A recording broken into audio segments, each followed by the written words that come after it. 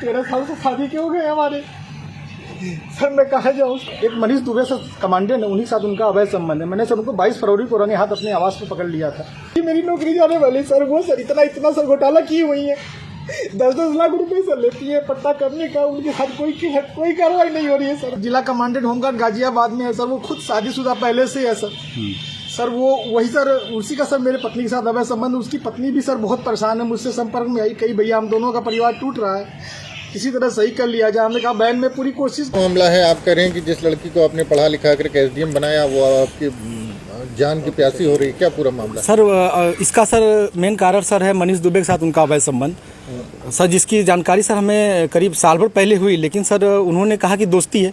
खैर सर हमारी पत्नी सर एसडीएम थी, उस समय इलाहाबाद प्रयागराज में सोराम तहसील में रहीं, तो मैंने कहा सर बड़े पद पे हैं, दोस्ती तो हो सकती सर, अधिकारियों से साथ बैठना उठना हो, तो मैंने सर उन्होंने मैं ये कह के टाल दिया, तो सर मैंने ध्यान नहीं दिया सर। इसकी भनक सर मुझे उसका ये जो शक था वो विश्वास सर 22 फरवरी को हुआ, जब मनीष दुबे गाजियाबाद से चलकर सर मेरे आवास एलनगंज स्थित सरकारी आवास पे आया और इनके साथ एक साथ कमरे में मैंने इनको देखा अवैध संबंध बनाते हुए। तब से सर ये मनीष दुबे और ज्योति मौर्य मेरे जान के पीछे पड़ गई हैं। कौन है, पूरी कहानी बताइए, क्या मामला है? सर 2010 में ज्योति मौर्य के साथ मेरी शादी हुई सर।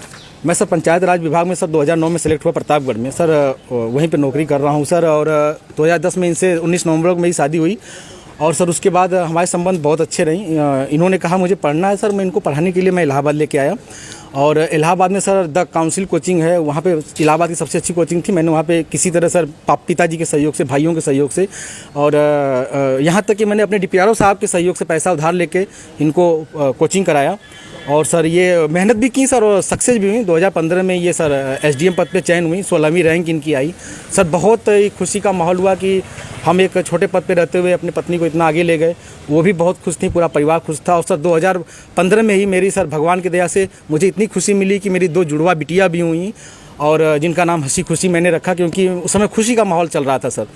और सर बहुत अच्छा चल रहा था, लेकिन सर 2020 में ये मनीष दुबे जो जिला कमांडेंट होमगार्ड है उसकी एंट्री होती है हम दोनों पति पत्नी के बीच में। और सर घर इतनी तबाही पे पहुंच चुका है कि घर तो टूट ही रहा है, बच्चे तो दूर हो ही रहे हैं, पत्नी दूर हो ही रही है सर। यहाँ तक कि मैं मुकदमा भी मेरे ऊपर हो गया है और मेरी मौत की साजिश भी रची जा रही है।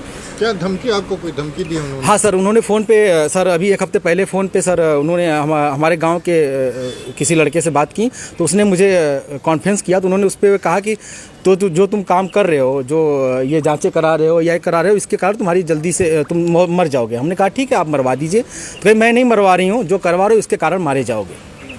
हत्या की धमकी दी है? जी सर, हत्या की। और सर उनका भाई सर सचिन मौर्य है सर, वो मेरे घर से सर रखे मेरे काफ़ी जो कुछ पैसे थे, जेवरात थे, वो सर लेके चला गया। मेरे सर उसकी वीडियो बना के भेजा कि मैं लेके जा रहा हूँ, जो करना हो कर लीजिए। और सर मुझे चैटिंग लिख के भेजा है कि आपका व्हाट्सअप सब कुछ गायब कर दूंगा, हैक कर लिया हूँ, जो सेव करना हो सेव कर लीजिए।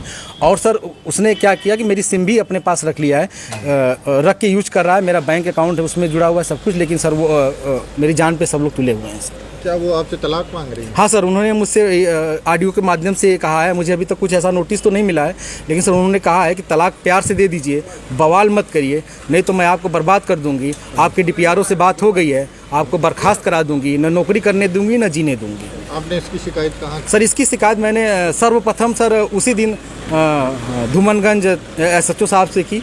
उन्होंने मुझे राजरूपुर पुलिस चौकी भेजा, मैं राजरूपुर पुलिस चौकी पे आवेदन दिया, लेकिन सर कोई सुनवाई नहीं हुई। फिर सर उसके बाद मैंने ये 25 अप्रैल की बात है, फिर मैंने 27 अप्रैल को सर उनको ये रजिस्ट्री के माध्यम से सर उनको भेजा, कमिश्नर साहब को भेजा, DM साहब खत्री साहब के यहाँ मैं खुद स्वयं उपस्थित हुआ हूँ।